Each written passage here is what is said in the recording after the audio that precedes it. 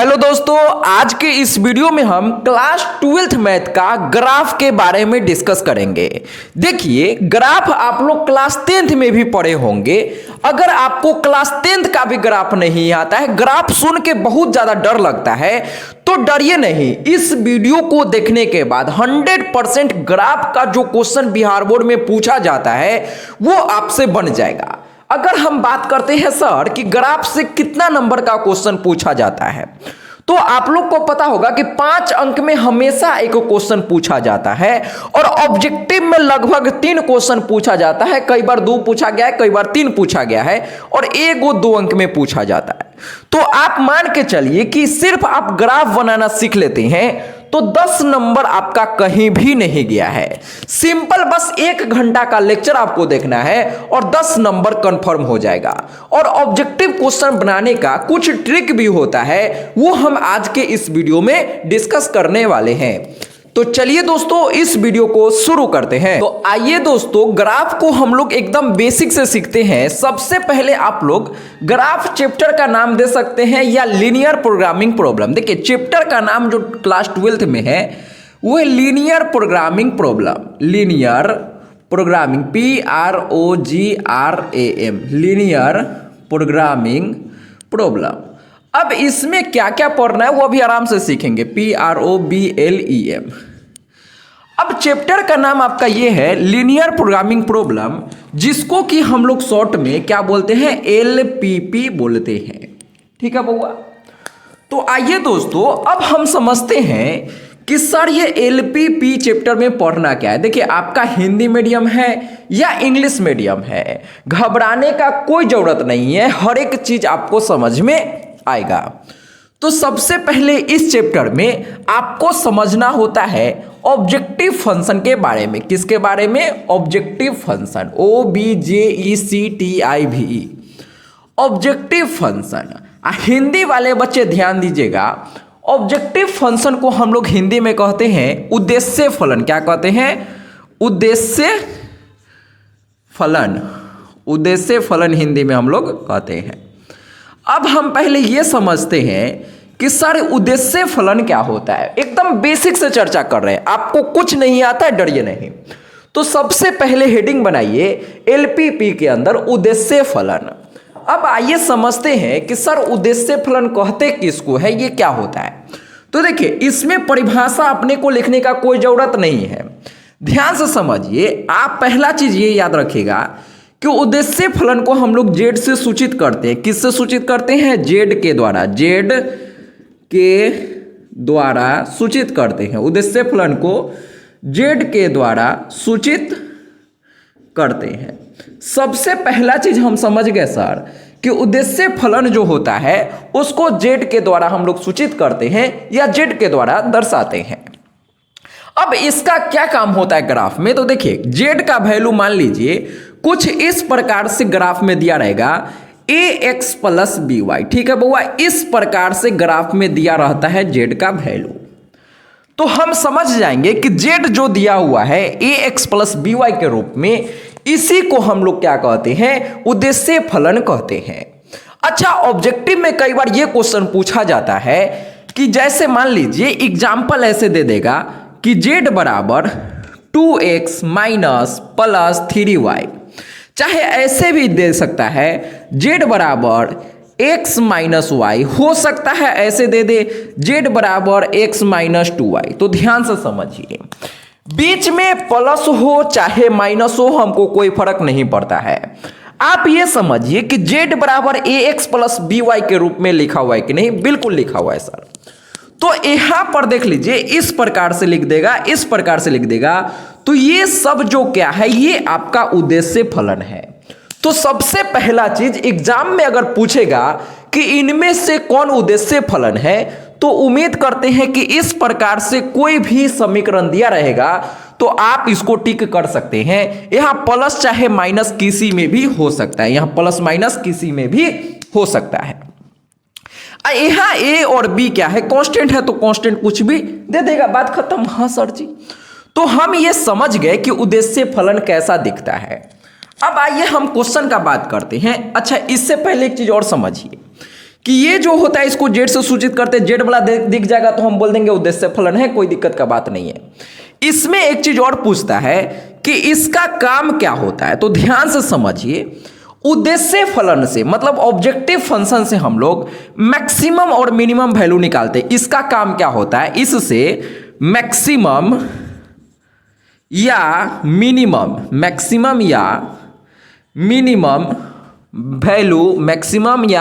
Value निकाला जाता है। तो हम क्या सीखे कि जेड जो होता है सर, जेड से मैक्सिमम और मिनिमम वैल्यू हम लोग निकालते हैं। अच्छा, इसका क्या मतलब है, मैक्सिमम वैल्यू मिनिमम वैल्यू क्या होता है? तो ये जैसे जैसे हम चैप्टर में आगे बढ़ते जाएंगे हर एक चीज आपको क्लियर होता जाएगा। अभी बस इतना याद रखिए कि ऑब्जेक्टिव फंक्शन को जेड से सूचित करते हैं और इस प्रकार से ऑब्जेक्टिव फंक्शन दिया रहता है। और इसका काम क्या होता है, तो इससे हम लोग मैक्सिमम और मिनिमम वैल्यू को निकालते हैं। ऑब्जेक्टिव फंक्शन से ही मैक्सिमम और मिनिमम वैल्यू निकाला जाता है। तो पहला क्वेश्चन हम ये समझ गए, ये क्वेश्चन पूछा हुआ है बिहार बोर्ड में, ऑब्जेक्टिव फंक्शन का क्या काम है, तो मैक्सिमम और मिनिमम वैल्यू, कोई भी मैक्सिमम मिनिमम दोनों वैल्यू इसी से निकालते हैं। ये इस प्रकार का दिखता है, ठीक है सर। एक चीज और पूछता है आपके बिहार बोर्ड में कि ये जो उद्देश्य फलन है ये लीनियर है कि क्वाड्रेटिक है, तो ध्यान से समझिएगा। जिसमें x और y के पावर 1 होता है, जिसमें x और y के पावर 1 होता है उसको हम लोग कहते हैं लीनियर इक्वेशन। तो ये जो है आपका क्या है, लीनियर इक्वेशन है। क्या है, लीनियर इक्वेशन, UQUATION। इसको हिंदी में हम लोग कहते हैं रैखिक समीकरण, रैखिक समीकरण। तो ध्यान से समझ लीजिए, आपको बोलेगा ये क्वेश्चन, दोनों क्वेश्चन पूछा गया है कि इनमें से कौन ऑब्जेक्टिव फंक्शन है, तो इस प्रकार से कोई भी जेड बराबर दिया रहेगा तो हम समझ जाएंगे सर इसी को ऑब्जेक्टिव फंक्शन कहते हैं।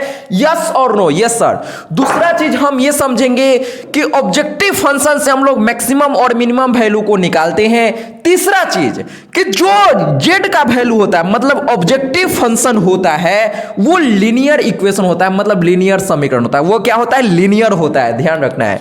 जिसमें पावर 1 होता है उसको लीनियर कहते हैं। तो यहां एक्स वाई दोनों के पावर 1 है, मतलब लीनियर इक्वेशन है, मतलब रैखिक समीकरण है। बस इतना आपको ध्यान रखना है। इससे बाहर एक भी क्वेश्चन आपका बिहार बोर्ड में नहीं पूछेगा, मतलब नहीं पूछेगा। चलिए दोस्तों, अब हम आपको एक एग्जांपल से समझाते हैं और ये क्वेश्चन आपका बिहार बोर्ड में पूछा गया। देखिए, जो पूछा जाता है वही हम पढ़ाते हैं, फालतू का ज्ञान लेने से कोई फायदा नहीं है। तो देखिए, एक क्वेश्चन हम बिहार बोर्ड का आपको करवा रहे हैं और सभी लोग तुरंत टिक कर देंगे। देखिए, क्वेश्चन बोल रहा है निम्नलिखित में, ये 2023 बिहार बोर्ड में पूछा गया है। निम्नलिखित में, सही से लिखा काहे नहीं रहा है भाई, निम्नलिखित में 2023 का क्वेश्चन बैंक आप लोग निकाल के देखेंगे, ऑब्जेक्टिव में यही क्वेश्चन मिलेगा। निम्नलिखित में कौन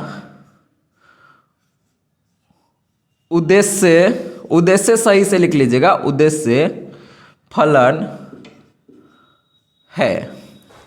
अब इसका मतलब समझिएगा, निम्नलिखित में कौन उद्देश्य फलन है, मतलब इसको हम लोग क्या कहेंगे, ऑब्जेक्टिव फंक्शन है। ऑब्जेक्टिव फंक्शन मतलब बोल रहा है कि इनमें से कौन ऑब्जेक्टिव फंक्शन है और ऑप्शन दिया हुआ है z बराबर 5x + 7y।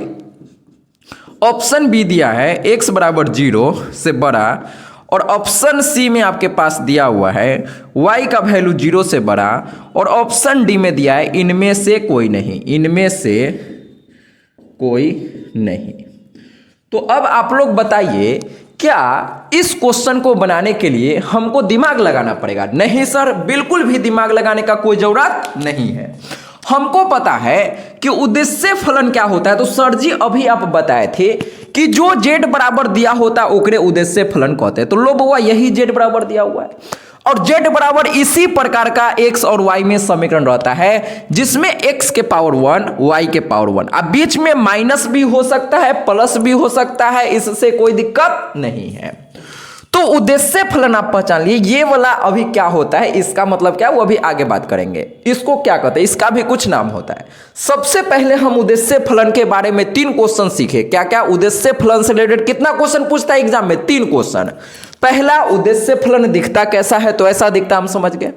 उद्देश्य फलन का काम क्या होता है, तो इससे मैक्सिमम और मिनिमम वैल्यू हम लोग निकालते हैं, कोई शक वाली बात नहीं है। तीसरा चीज हम सीखे कि उद्देश्य फलन जो होता है वो लीनियर इक्वेशन होता है, रैखिक समीकरण होता है।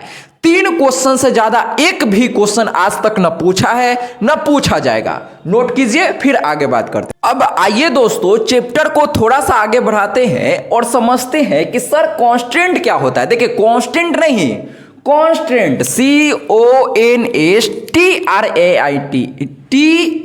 CONSTANT, कांस्टेंट्स, हिंदी में हम लोग कहते हैं व्यवरोध। अब व्यवरोध क्या होता है सर, तो ध्यान से समझिए, बस 2 ही चीज पढ़ना है। पहला ऑब्जेक्टिव फंक्शन, दूसरा व्यवरोध के बारे में, मतलब कांस्टेंट के बारे में। अब ये समझिए कि कांस्टेंट क्या होता है सर, तो ध्यान से समझिए। मेन जो ग्राफ अपना बनता है इसी से ग्राफ बनाया जाता है। देखिए कांस्टेंट जो होता है अपना इस प्रकार से दिखता है, जैसे मान लीजिए ax + by कोई समीकरण दिया है, तो इसमें हो सकता है या तो यहां पर इस प्रकार से छोटा का चिन्ह रहेगा, ध्यान से समझिए, जिसमें इस प्रकार का चिन्ह हो सकता है ऐसा चिन्ह। इसका मतलब क्या होता है, ध्यान समझिए, ये क्या होता है, बड़ा या बराबर, आई छोटा या बराबर, आई बड़ा या बराबर। तो इस प्रकार से जिसमें छोटा और बड़ा का चिन्ह रहता है, जिसमें छोटा और बड़ा का चिन्ह रहता है, इसी को हम लोग कांस्टेंट कहते हैं। ध्यान से समझ लीजिए, कांस्टेंट किसको कहते हैं, तो जिसमें इस प्रकार का सिंबल रहता है, जिसमें इस प्रकार का सिंबल का यूज किया जाएगा। हो सकता है ऐसे भी लिख देगा कहीं पर इस प्रकार से, तो कहीं पर कुछ भी लिख दे, हम समझ जाएंगे कि इसी को व्यवरोध कहते हैं, मतलब कांस्टेंट कहते हैं। तो कांस्टेंट अगर पहचानने के लिए आपको बोलेगा तो उम्मीद है कि आप आसानी से जिसमें इस प्रकार का चिन्ह रहेगा उसको कांस्टेंट कहते हैं, आप पहचान लेंगे। हो सकता है इसको ऐसे भी लिख देगा और इसको ऐसे भी लिख सकता है, जैसे मान लीजिए यहां पर लिख देते हैं px + qy, यहां पर ये बड़ा का चिन्ह दे देते हैं, बड़ा या बराबर r। तो यहां ध्यान से समझिएगा आप सभी लोग कि इसमें ये वाला चिन्ह हो चाहे ये वाला चिन्ह हो, हम समझ जाएंगे कि सर इसी को हम लोग क्या कहते हैं, तो व्यवरोध कहते हैं, कोई शक वाली बात नहीं है। तो व्यवरोध पहचानना आप लोग सीख गए होंगे। अब ध्यान से समझिए, इसको व्यवरोध कहते हैं, ये तो आप सीख गए। और ये भी ध्यान रखिए कि व्यवरोध से ही, इसी से ग्राफ बनाया जाता है, ग्राफ इसी का बनता है। तो यहां लिख लीजिए, व्यवरोध का ही, व्यवरोध का ग्राफ बनाते हैं, व्यवरोध का क्या करते हैं, ग्राफ बनाते हैं। तो ग्राफ जो बनता है अपना, ये इसी से बनता है। इतना बात आप लोग समझ गए, उद्देश्य फलन क्या होता है, कांस्टेंट क्या होता है। अब कुछ भी नहीं बचा है, अब डायरेक्ट ग्राफ की तरफ हम लोग चलेंगे कि सर ग्राफ किस प्रकार का क्वेश्चन पूछा जाता है। तो चलिए दोस्तों इसको नोट कर लीजिए, फिर हम आगे बात करते हैं। तो आइए दोस्तों, अब हम ग्राफ के क्वेश्चन की तरफ चलते हैं और एकदम बेसिक से समझते हैं कि सर ग्राफ कैसे बनाया जाता है। ये जो क्वेश्चन है, इस प्रकार का क्वेश्चन आपका बिहार बोर्ड में 2 अंक और ऑब्जेक्टिव में पूछा जाता है। इस क्वेश्चन को ध्यान से समझिए, इसी प्रकार का सेम क्वेश्चन ऑब्जेक्टिव में और 5 अंक और 2 अंक में पूछा जाता है। अब ध्यान से समझिए, कुछ तो अंतर होता होगा ना, कि सर ऑब्जेक्टिव में पूछेगा तो कुछ आसान देगा, 2 अंक में पूछेगा थोड़ा भारी, और 5 अंक में पूछेगा थोड़ा और मुश्किल क्वेश्चन देगा। तो क्वेश्चन का लेवल कैसे बढ़ाता है वो समझिएगा। जैसे इस क्वेश्चन को पहले ध्यान से समझिए, तो इस क्वेश्चन में सबसे पहले व्यवरोध का वैल्यू ये दिया है। तो इसमें व्यवरोध आपको क्या दिख रहा है, ये वाला व्यवरोध दिख रहा है। हाँ सर जी, 1 मिनट, ये हम बताए थे कि जिसमें छोटा बड़ा का चिन्ह होता है उसमें उसी को व्यवरोध कहते हैं। हाँ सर, इसमें भी तो छोटा बड़ा का चिन्ह है, तो सर इको व्यवरोध कहेंगे। हाँ, इसी को भी व्यवरोध कहेंगे। तो जिसमें छोटा बड़ा का चिन्ह होता है इसको व्यवरोध कहते हैं। तो इसमें मेन जो व्यवरोध है, जिसका ग्राफ अपने को बनाना होगा, इसका ग्राफ बनाना होता है। हम आपको पहले क्या बताए थे कि ग्राफ किसका बनाते हैं हम लोग, तो आपको पहले से पता है कि सर ग्राफ जो होता है हम लोग व्यवरोध इसी का ग्राफ बनाते हैं। तो इसमें मेन जो व्यवरोध है ये हमेशा ये दोनों हर क्वेश्चन में दिया रहता है, ये दोनों हर क्वेश्चन में दिया होता है। इसका क्या मतलब है वो अभी हम आगे समझेंगे। इसका मतलब क्या है, ये हर क्वेश्चन में दिया रहता है, इससे डरना नहीं है। मेन जो व्यवरोध है ये यही है, इसका ग्राफ बनाना होता है। इसका क्या करना होता है, इसका ग्राफ बनाना होता है। इसका ग्राफ बनाते हैं, इसका ग्राफ बनाते हैं। अब ग्राफ कैसे बनाते वो तो अभी सीखने वाले हैं, पहले बेसिक से एकदम सीखते हैं ना।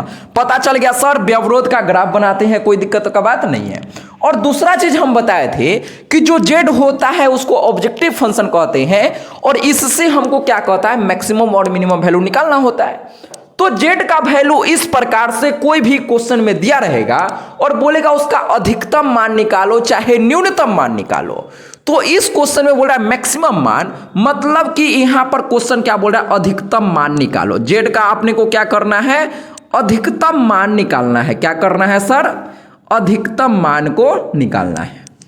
अब क्वेश्चन समझ गए कि हमेशा ऐसा ही क्वेश्चन रहेगा, व्यवरोध दिल रहेगा और ऑब्जेक्टिव फंक्शन दिया रहेगा और बोलेगा हमेशा इसका मैक्सिमम चाहे मिनिमम, अधिकतम चाहे न्यूनतम मान ही पूछा जाता है। इस क्वेश्चन में यहां पर मैक्सिमम वैल्यू बोला है। अच्छा सर, इसी प्रकार का क्वेश्चन अगर 5 अंक में आएगा तो उसमें क्या अंतर रहेगा, ध्यान से समझिए। ये हमेशा एक ही दिया रहता है, ये z का जो वैल्यू है ये एक ही दिया रहता है हमेशा।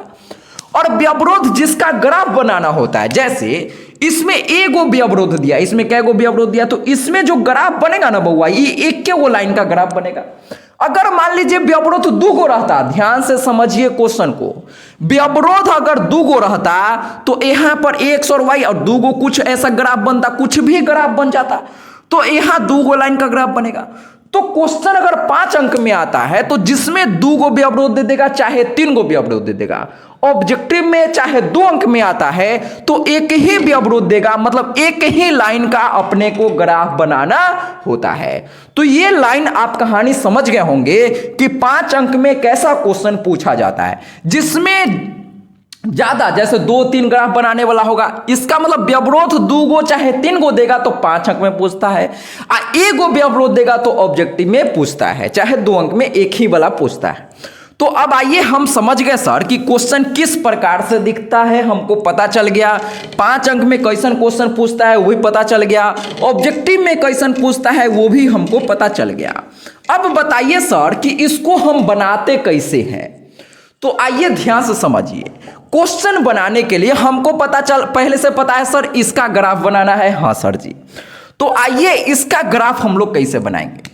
तो जो भी इसमें व्यवरोध क्या गो दिया, एगो व्यवरोध दिया, ध्यान से समझिए, छोटा बड़ा का ये इसका नहीं गिनती कीजिए, ये भी व्यवरोध है लेकिन इसका गिनती हम लोग नहीं कर रहे हैं, ये तो छोड़िए, तो भाई छोटा बउआ है, एकरा कोई वैल्यू नहीं है। मेन इसमें जो रहता है इस प्रकार से एकड़ मेन वैल्यू है, जिसमें x का वैल्यू 0 से बड़ा, y का वैल्यू 0 से छोटा बड़ा रहेगा, एकड़ कोई वैल्यू नहीं है। एकड़ वैल्यू हम बाद में बताएंगे इसका क्या मतलब है। मेन जो व्यवरोध का काम कर रहा है यही काम कर रहा है। तो आइए हम समझते हैं, मेन ग्राफ इसी से बनेगा। हाँ सर, तो जिससे ग्राफ बनेगा व्यवरोध को पहले हम लोग लिख लेते हैं। तो 3x + 8y अब बराबर 48। अब आप लोग बोलेंगे कि सर यहाँ तो इस प्रकार छोटा का चिन्ह है, आप 48 बराबर काहे दे दिए। तो ध्यान से समझिए, बनाना ग्राफ हम शुरू कर दिए हैं। इसका बेसिक पहला स्टेप यही है कि जो भी यहाँ छोटा का चिन्ह हो चाहे बड़ा का चिन्ह हो, हमेशा इसके जगह पर बराबर का चिन्ह देना है और यहां से इसका डब्बा बना के x और y का वैल्यू निकालना है। क्लास 10th याद कीजिए आप लोग, इस प्रकार से ग्राफ अगर दिया रहता था कोई भी लाइन का समीकरण, तो यहां से हम लोग डब्बा बना के कैसे x और y का वैल्यू निकालते थे। याद आया कुछ? अरे हाँ ना बोल भाई, यस और नो पक्की बात, अरे हाँ ना बोल भाई जल्दी जल्दी। यस सर, हमको याद आ गया क्लास 10th। तो यहां पर हम लोग लिखते हैं x और यहां लिखते हैं y। अब इस लाइन से यहां पर हमेशा इसको हटा के बराबर का चिन्ह देना है, कोई दिक्कत नहीं है। अब यहां से इस लाइन को हमको पुल करना है, क्या करना है, फिल करना है। तो कैसे हम भरेंगे, यहां से x और y का वैल्यू कैसे निकाला जाता है। पहले क्या करना है, सबसे पहला लाइन शुरू से समझिए, कुछ नहीं आता एकदम शुरू से समझिए। सबसे पहले सर व्यवरोध का ग्राफ बनता है, हम समझ गए। तो व्यवरोध जो दिया था ओकरा बराबर का चिन्ह देके हम लोग लिख दिए। कोई अरे पहला क्वेश्चन में थोड़ा टाइम लगेगा, दीजिए ना टाइम। उसके बाद कुछ नहीं है, एक बार आप सीख गए तो थोड़ा सा भी बनाने में टाइम नहीं लगेगा बउआ। सबसे पहला लाइन की जो भी व्यवरोध का वैल्यू दिया रहेगा उससे x और y का वैल्यू निकालना है। तो कैसे निकालेंगे सर, आइए सीखिए कैसे निकाला जाता है। तो सबसे पहला काम है कि अपने को पुट करना है, एक बार x का वैल्यू 0 रखना है। अपना मन से इस ग्राफ में x का वैल्यू 0 रखिए, तो यहां पर आ जाएगा सर जी 3 गुना 0 प्लस 8y बराबर 48। तो यहां से हम लोग बोल सकते हैं 0 प्लस 8y बराबर 48। अरे कोई दिक्कत की बात नहीं है सर। फिर यहां से 8y बराबर 48।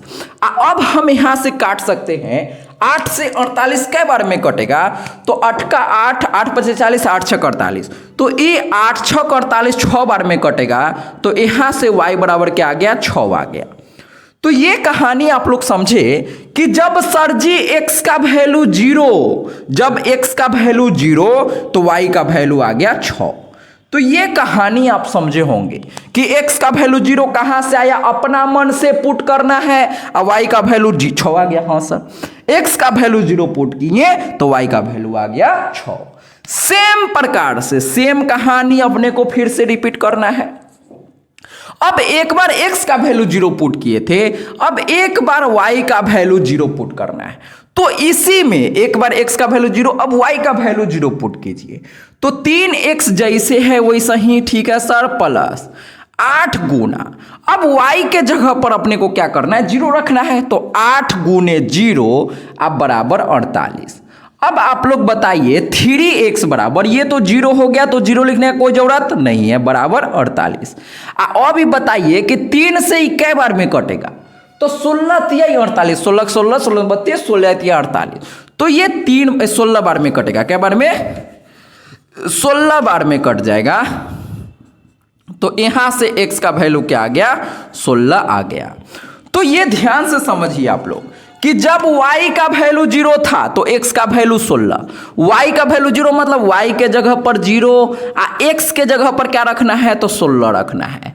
तो उम्मीद करते हैं कि ये कहानी आपको समझ में आया होगा। ये दुनिया का आप कितना भी कमजोर छात्र होंगे तो आपको ये समझ में आएगा कि इस लाइन से हम x और y का वैल्यू कैसे निकालते हैं। एक बार x का वैल्यू 0 पुट किए तो y का वैल्यू निकला, एक बार y का वैल्यू 0 पुट किए तो x का वैल्यू निकाल लिए। तो ये डब्बा एगो लाइन है तो एगो डब्बा, अगर 2 गो लाइन रहता, एक और लाइन रहता, तो सेम प्रकार से ऐसे ही दूसरा का डब्बा हम लोग निकालते हैं। अब इसका ग्राफ बनाना है। ग्राफ पहले ध्यान से समझ लीजिए, पहला लाइन क्या है। अच्छा, ये क्वेश्चन हम करेंगे सर कि 2 गो लाइन रहेगा, 3 गो व्यवरोध रहेगा, तो कैसे करेंगे हम अगला वीडियो में करेंगे। आज के इस वीडियो में हम सिर्फ बेसिक कॉन्सेप्ट के बारे में चर्चा करने वाले हैं। तो बेसिक एकदम ध्यान से आप लोग सीख लिए कि जो व्यवरोध दिया रहता है उसी से हम लोग पहले क्या करते हैं, बराबर का चिन्ह देके इस प्रकार का एक डब्बा निकाल लेते हैं। जैसा ही ये डब्बा पता चल गया अपना काम तमाम हो गया। बस यही मेन काम है, इसके बाद ग्राफ हम बना लेंगे। ध्यान से समझिए, ग्राफ इसके बाद बनाना है। तो इस डब्बा को हम क्या करते हैं, साइड में लिखते हैं, ये पूरा चीज को मिटाते हैं। आपको जितना स्क्रीनशॉट लेना है ले लीजिए। हम क्या करते हैं, इसको मिटा के इस डब्बा को हम यहां पर कोना में साइड में पहले बना लेते हैं। इसी का मेन आपको ग्राफ बनाना है, इसी के हेल्प से हम लोग ग्राफ अब ड्रॉ कर लेंगे। तो ध्यान से समझेंगे सभी लोग। इसमें क्या था, x और 2 गो वैल्यू हम लोग निकाले हैं। हाँ सर जी, x और y। तो x और y का वैल्यू क्या क्या निकला है, तो x का वैल्यू जब 0 था तो y का वैल्यू 6, तो यहां 0 और 6। और दूसरा 16 और 0, तो यहां पर लिखेंगे 16 और 0। और ये किसका ग्राफ है, ये जो डब्बा है ये किसका वैल्यू है, इसका है। तो हम एक समीकरण भी लिख देते हैं, 3x + 8y ई 48, ई बराबर 48, लेकिन मेन जो है ये है। अच्छा, इसका क्या काम होता है ये अभी हम बाद में चर्चा करेंगे। इधर जितना लिखा हुआ है ये सब पहले समझ लीजिए, फिर हम आगे बात करेंगे। अच्छा, इसका भी जरूरत पड़ने वाला है जेड का, तो जेड का वैल्यू भी हम लोग इधर लिख लेते हैं x + y, और इसका अपने को निकालना है मैक्सिमम मान। क्या निकालना है? मैक्सिमम। तो हम यहाँ मैक्सिमम लिख दिए। अब इसका मतलब इधर का काम खत्म हो गया, इस लाइन से, बस इस लाइन से ये निकालना था, हम निकाल लिए। अब ग्राफ कैसे बनाते हैं वो सीखेंगे, नोट कर। अब आइए दोस्तों हम आगे बात करते हैं कि सर इस डब्बा से हम ग्राफ कैसे बनाएंगे। तो सबसे पहले ये जो ग्राफ का आपका काम करना है, ये आपको ग्राफ का पेज में करना है। ये कहाँ करना है? ये ग्राफ के कॉपी में ये सब काम करना है, और एग्जाम में यही सब काम आपको पेंसिल से करना पड़ेगा। तो आइए अब हम समझते हैं कि सर कैसे ग्राफ बनाएंगे। तो देखिए, इस पॉइंट के हिसाब से हम लोग, जैसे 6 और 16 है, तो हम क्या कि ये 2 4 6 8 10 ऐसे करते करते 16 तक बना लिए। क्या है? x का वैल्यू 16 तक है तो 16 तक हम बना लिए। अब y का वैल्यू मैक्सिमम 6 है, तो हम यहाँ इधर 2 4 6 करते करते बना लिए। तो हम अपना इस पॉइंट के अकॉर्डिंग इस ग्राफ को हम लोग ऐसे बनाते हैं। ये पॉइंट हम लोग अपना अंतराल अपना हिसाब से देते हैं। तो ये आप लोग समझते होंगे क्लास 10th का, अगर आप थोड़ा बहुत भी पढ़े होंगे। और नहीं भी समझते हैं तो आप लोग देखिए, 2 4 6 ग्राफ का बेसिक नॉलेज नहीं है तो आपको ग्राफ थोड़ा बहुत आपको देखना पड़ेगा। आप वहां पर लाइन खींचना जानते होंगे, नहीं जानते तो ये सब डायरेक्ट आप नहीं कर सकते हैं। आपको ग्राफ वो जो कॉपी होता है उसमें किस प्रकार से ये 2 4 6 लिखा जाता है, 1 2, ये हम पॉइंट के हिसाब से डिसाइड करते हैं। तो ये आपको करना आना चाहिए, तभी आप इस ग्राफ को ग्राफ पेज में बना सकते हैं। नहीं तो ग्राफ कॉपी तो मेरे पास नहीं है जो हम हाथ से लिख लिख के आपको समझा दे। अगर आप ये चाहते हैं कि सर ग्राफ कॉपी लाके ग्राफ कॉपी पर आप बताइए कि कैसे ग्राफ बनाते हैं, तो ये हम आपको ग्राफ कॉपी पर लाके भी बता देंगे। आप लोग सिर्फ कमेंट बॉक्स में बताइएगा, ठीक है? नहीं, मैक्सिमम लोग को आता ही होगा, कोई दिक्कत नहीं है। अब समझिए कि इसके बाद इस डब्बा का क्या काम है सर। तो देखिए, इस डब्बा में 2 पॉइंट अपने पास, ये है पहला पॉइंट जिसको हम मान लेते हैं पॉइंट ए, और ये है अपने पास पॉइंट बी। इसका मतलब ये है कि पॉइंट ए है सर 0,6। पहले देखिए x, y, पहले जो भी हम पॉइंट लिखते हैं उसमें पहले x लिखा आता है फिर y लिखा आता है। तो x का वैल्यू 0,6 तो 0,6 लिख दिए। हाँ सर, ये सब आप लोग जानते होंगे। अब पॉइंट बी है अपने पास 16,0, तो x का वैल्यू 16, y का वैल्यू 0, तो ये भी आप लोग जानते होंगे। अब इन दोनों पॉइंट को यहां पर हमको प्लॉट करना है। इसका क्या मतलब है समझिए। पॉइंट ए देखिए 0,6, 0,6 का मतलब है कि x का वैल्यू 0 और y का वैल्यू 6। तो यहां ये क्या होता है, इसको हम लोग कहते हैं मूल बिंदु। इसका जो निर्देशांक होता है बउआ 0,0 होता है। मतलब ये जो है ये x का वैल्यू 0 है और ये y का वैल्यू 0 है। तो x का वैल्यू 0 और y का वैल्यू 6 अपना यहां पर है, तो एक पॉइंट अपना पॉइंट ए मिल गया 0,6। तो सबसे पहले ये समझिए कि 0,6 जो पॉइंट है हम कहां पर बनाएंगे। x का वैल्यू 0 इस लाइन पर होता है, हाँ सर। अब y का वैल्यू 6, y अक्ष यहां है ना, तो y पर 6, तो y पर 6 मतलब ये पॉइंट है 0,6। तो ये दोनों पॉइंट कहां कहां पर है ये लिखना है। तो पॉइंट ए 0,6 यहां है, तो हम यहां पर लिख दिए। हाँ सर जी। अब सेम प्रकार से पॉइंट बी आपको देखना है कि कहां लिखना है। तो पॉइंट बी देखिए क्या है, पॉइंट बी है 16,0। इसका मतलब कि x का वैल्यू 16, y का वैल्यू 0।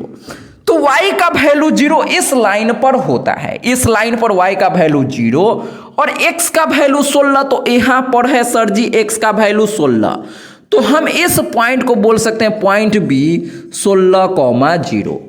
तो पहले हम क्या किए, ए बी पॉइंट बना दिए। ए बी पॉइंट बनाने के बाद क्या करना है, इन दोनों पॉइंट को इसको स्केल से चीना पार के मिलाना है। पहले क्या किए, ग्राफ बनाया सर। ग्राफ बनाने के बाद दोनों जो पॉइंट था, ये दोनों पॉइंट को हम क्या किए, ग्राफ में प्लॉट कर दिए। अब इस दोनों को हमको क्या करना है, स्केल से मिलाना है। स्केल से एकदम अच्छा तरीका से जब आप मिलाएंगे, देखिए हम यहाँ पर मिलाएंगे तो हो सकता है थोड़ा बहुत टेढ़ा हो जाए, लेकिन आपको क्या करना है, स्केल से अच्छा तरीका से मिलाना है। ये देखिए, तो इस प्रकार से जब आप स्केल से मिला लेंगे, अब क्या करना है, हम ये उम्मीद करते हैं कि स्केल से ये सभी लोग आप लोग मिला लेंगे, किसी बच्चा को कोई भी दिक्कत नहीं होगा। ठीक है सर, इन दोनों को पॉइंट को मिलाते हुए एक ग्राफ बना लेना है, कोई दिक्कत नहीं है। अब क्या करना है, अभी काम खत्म नहीं हुआ है। ग्राफ बनाने के बाद ये जो हम लोग ग्राफ बनाए हैं, ये जो ग्राफ हम लोग बनाए हैं, ये किसका ग्राफ है, ये ग्राफ है 3x + 8y बराबर 48 का, बराबर 48। लेकिन अपने को जो ग्राफ बनाना है बउआ, इसका ग्राफ बनाना है, मतलब कि ये जो वैल्यू है ये क्या है, 48 से क्या है, छोटा है, इसका ग्राफ अपने को बनाना है। ये जो लाइन है ये बराबर रहेगा तब ना ये लाइन होगा, यस और नो, यस सर। अब ये छोटा है, अब छोटा का मतलब क्या होता है सर, ये समझिए। अब इसका काम यहां पर पड़ गया, इसका मतलब क्या है, तो इसको हम लोग क्या कहते हैं, ओरिजिन कहते हैं, मतलब मूल बिंदु। तो जब ये छोटा का चिन्ह रहेगा, जब ये किसका चिन्ह रहेगा, छोटा, मतलब x + y का वैल्यू क्या है, छोटा है। तो जब छोटा रहता है तो ध्यान रखना कि जब छोटा रहता है तो ग्राफ जो होता है, हम लोग ग्राफ मूल बिंदु के तरफ लेते हैं, मूल बिंदु मतलब ओरिजिन, मूल बिंदु के तरफ होता है।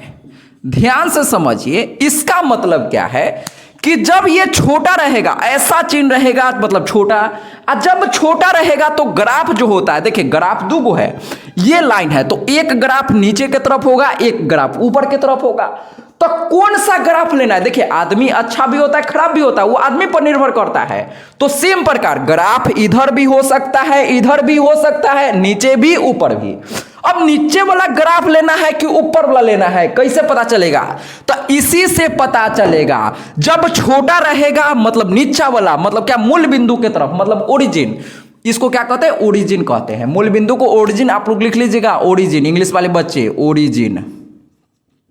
तो ओरिजिन की तरफ मतलब नीचे की तरफ, ओरिजिन यहां है ना, मतलब ग्राफ जो होगा ये नीचे की तरफ होगा, ये वाला ग्राफ होगा। ध्यान से पहले आप लोग इसका मतलब समझिए, यहीं पर सभी लोगों को समझ में नहीं आता है। क्लास 10th में हम लोग यहीं तक बनाए थे, 12th में यही है कि छोटा बड़ा देखना है कि ग्राफ इधर वाला अपन है कि इधर वाला है, ऊपर वाला अपना है कि नीचे वाला अपना है, ये देखना है। तो हम इससे पता कर लिए, छोटा है मतलब मूल बिंदु के तरफ, मतलब नीचा, ये है ना मूल बिंदु है, तो ये नीचा के तरफ होगा। ये कहानी आपको समझ में आ गया कि सर एकर मतलब क्या है, नीचे के तरफ होता है। अच्छा एक चीज और बताइए, ग्राफ में ऐसा कहीं लिखा हुआ था, याद है, x का वैल्यू 0 से बड़ा, y का वैल्यू 0 से बड़ा, तो हम बोले थे ना कि एकरा हम बाद में बताएंगे, अब एकर सही टाइम है बताने का। ध्यान से समझिए, जैसे मान लीजिए ये क्या है, x अक्ष है, ये आपका y अक्ष है। अब x का वैल्यू 0 से बड़ा मतलब प्लस वाला, 0 से बड़ा मतलब पॉजिटिव। देखिए भैया यहां 0 है, और 0 से बड़ा लेंगे तो प्लस वाला नंबर, इधर आएंगे तो 0 से छोटा मतलब माइनस। तो एकर मतलब होता है 0 से बड़ा, 0 से बड़ा मतलब प्लस वाला, मतलब 0 से बड़ा, यही होगा ना ग्राफ। हाँ सर जी। ये y का वैल्यू 0 से बड़ा मतलब y का वैल्यू भी प्लस वाला, तो y का वैल्यू प्लस वाला ये। तो इसका मतलब सिंपल सा होता है कि प्रथम चतुर्थांश, इसका मतलब क्या होता है, प्रथम चतुर्थांश, मतलब प्रथम पाद भी हम लोग इसको क्लास 10th में बोलते थे, याद है, जिसमें x और y दोनों का वैल्यू प्लस होता है, ओकरा हम क्या कहते हैं, फर्स्ट क्वाड्रेंट कहते हैं। तो यही आपको पहचानना है कि x प्लस इधर और x प्लस इधर, y प्लस इधर। तो इसका मतलब क्या है, इसका भी ग्राफ बनाना है। तो इसका मतलब ये है सर कि x का वैल्यू प्लस है, मतलब x का वैल्यू 0 से बड़ा, तो ये हमको ये वाला ग्राफ लेना है, मतलब x का वैल्यू ऊपर वाला लेना है। देखिए ग्राफ हमको नीचे लेना है कि ऊपर, तो हमको पता चला कि x 0 से बड़ा है, मतलब ऊपर वाला ग्राफ लेना है, प्लस वाला लेना है। ये बोल रहा है y का वैल्यू 0 से बड़ा, मतलब जीरो से बड़ा मतलब प्लस वाला, तो इधर होता है तो क्या होता है, इधर माइनस हो जाएगा, इधर जाएंगे तब ना प्लस होगा। हाँ सर जी, तो इधर वाला ग्राफ अपने को लेना है। हाँ सर जी। अब ध्यान से देखिए, ये इसका मतलब यही है प्रथम चतुर्थांश, ये आप ध्यान रखिएगा फर्स्ट क्वाड्रेंट, मतलब ये इसी में ग्राफ अपने को लेना है। अब देखिए ये तीनों जो हो गया, ये ध्यान से समझिए, ये अब इन तीनों को एक मिला दीजिए, ये पूरा फाइनल ग्राफ अपने को मिल जाएगा। यस और नो? Yes sir. तो ये जो ग्राफ अपने को मिल गया, यही अपना मेन ग्राफ है, ये अपना मेन ग्राफ है। और ये जो हम लोग काट रहे हैं इसको कहते हैं छायांकित करना। तो आपको बोलेगा कि छायांकित जो हो गया, ये देखिए ये जो पूरा हम घेर दिए, ये यही इतना दूर अपना ग्राफ है। हाँ सर जी, ई हो गया अपन ग्राफ। अब क्या करना है सर, ई बताइए। तो ये जो अपना ग्राफ आ गया बउआ, इसका कॉर्नर पॉइंट देखिए, मतलब एक कर अंतिम, यही ना अपन ग्राफ है। देखिए ये और यही अपना ग्राफ है। हाँ ना बोल भाई, यस और नो? Yes sir. देखिए ध्यान से फिर से देखिएगा, ये और यही तीन को है, ये तो इस पूरे के बीच का जो है यही अपना ग्राफ है। तो ये जो ग्राफ आता है इसका कॉर्नर पॉइंट, मतलब एक साइड वाला, तो यहां इसका कॉर्नर पॉइंट ये है, इस पूरे ग्राफ का कॉर्नर पॉइंट ये है। तो इस कॉर्नर पॉइंट से अपने को मतलब होता है, यही कॉर्नर पॉइंट निकालना होता है। तो पहला कॉर्नर पॉइंट हम लोग निकालनी है 0,6, कोई शक वाली बात नहीं है। दूसरा कॉर्नर पॉइंट है वो अपना 0,0, और तीसरा कॉर्नर पॉइंट अपना ये है मतलब 16,0। अच्छा, कुछ लोग ये बोलेंगे कि सर ये तो हम बिना ग्राफ बनाए ले, ये जो छायांकित के बिना कहले भी ये तीनों पॉइंट हमको पहले से पता था, तो ये छायांकित काहे किए? बउआ ग्राफ आपको ऐसे ही बनाना पड़ेगा। यहाँ एगो डब्बा था ना तो डायरेक्ट आपको पता चल गया, लेकिन 2 गो ग्राफ रहता तब फिर आपको छायांकित का मेन मतलब पता चलता कि ये जो घेरे हैं ऊपर नीचा क्या होता है, ये धीरे धीरे आपको समझ में आएगा। ये आप पहले इतना सिर्फ ध्यान रखिएगा कि इसका मतलब ये मूल बिंदु के तरफ, मतलब ओरिजिन के तरफ, ये अगर उल्टा रहता तो ऊपर के तरफ।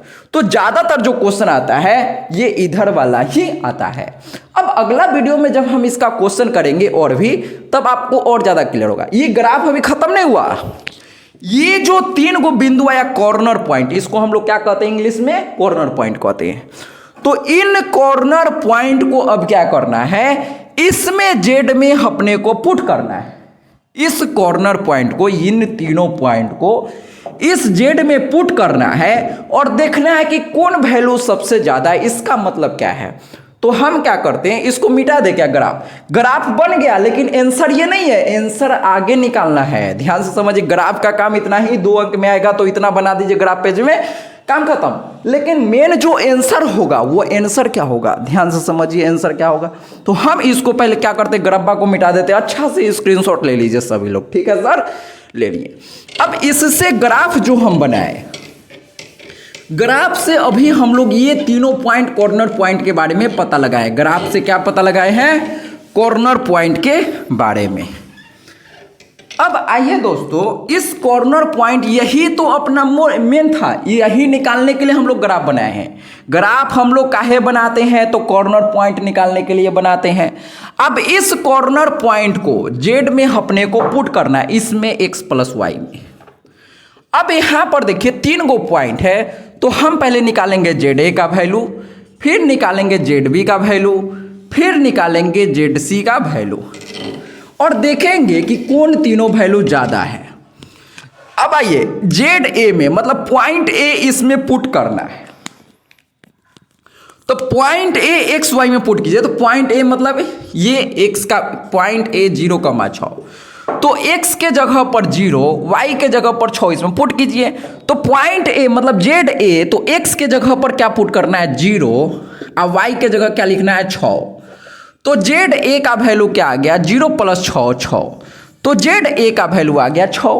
अब जेड बी का वैल्यू निकालना है, तो जेड का वैल्यू तो ए है ना? हाँ सर जी। अब बी बोल रहा है x + y, तो पॉइंट बी पर क्या है? 16,0। तो अब इसमें 16, x का वैल्यू 16, y का वैल्यू 0, तो x के जगह 16 प्लस y के जगह 0, तो यहाँ से ZB का वैल्यू आ गया 16। यस सर, ये आ गया। अब सेम प्रकार से ZC का वैल्यू, तो Z का वैल्यू x प्लस वाई, अब पॉइंट C है 0,0, तो x का वैल्यू 0, y का वैल्यू भी 0, तो 0 प्लस 0, तो ZC का वैल्यू 0। तो ध्यान से समझिए, ये जो 3 गो पॉइंट अपने पास आया था A, B और O, इन तीनों पॉइंट को हम लोग क्या किए, इस Z में पुट किए एक एक करके। तो यहाँ जेड ए का वैल्यू है, मतलब Z पॉइंट A पर, Z पॉइंट B पर, Z पॉइंट C पर। अब देखना है तीनों में सबसे ज्यादा, ध्यान से देखिए, क्वेश्चन बोल रहा है मैक्सिमम वैल्यू निकालने के लिए। क्वेश्चन क्या बोल रहा है, मैक्सिमम वैल्यू निकालिए। तो मैक्सिमम वैल्यू का मतलब है इन तीनों में सबसे ज्यादा कौन है, 16 है, तो यहां पर लिखेंगे ZB 16। तो इसका जो मैक्सिमम वैल्यू होगा, इसका जो मैक्सिमम वैल्यू होगा यह 16 होगा, तो 16 इसका बिल्कुल सही आंसर हो जाएगा। यही सेम क्वेश्चन को ऑब्जेक्टिव में कैसे बनाते हैं, ये तो 2 अंक में आया, तो हम इसको पूरा डिटेल में ग्राफ बना के बता दिए। सेम क्वेश्चन ऑब्जेक्टिव में भी पूछा जाता है, तो वो हम लोग अगला लेक्चर में बात करेंगे कि ऑब्जेक्टिव में इसको डायरेक्ट कैसे बनाते हैं, और 5 अंक में किस प्रकार से क्वेश्चन को घुमा के पूछा जाता है, और भी ग्राफ का क्वेश्चन हम लोग नेक्स्ट वीडियो में डिस्कस करेंगे। तो आज के इस वीडियो में हम लोग उद्देश्य फलन क्या होता है, व्यवरोध क्या होता है, बेसिक ग्राफ कैसे बनाते हैं, इसका लेस देन और ग्रेटर देन का मतलब क्या होता है, ये हम समझ गए। अब अगला वीडियो का इंतजार कीजिए, और उसमें अच्छा खासा प्रैक्टिस हम लोग ग्राफ का करेंगे, तब आपको आएगा। अब आप लोग कमेंट करके बताइएगा, क्या हमको यही सेम क्वेश्चन ग्राफ पेज पर बना के करना चाहिए, या ऐसे आप लोग कर सकते हैं खुद से। तो चलिए दोस्तों, मिलते हैं नेक्स्ट वीडियो में। जय हिंद, जय भारत, वंदे मातरम।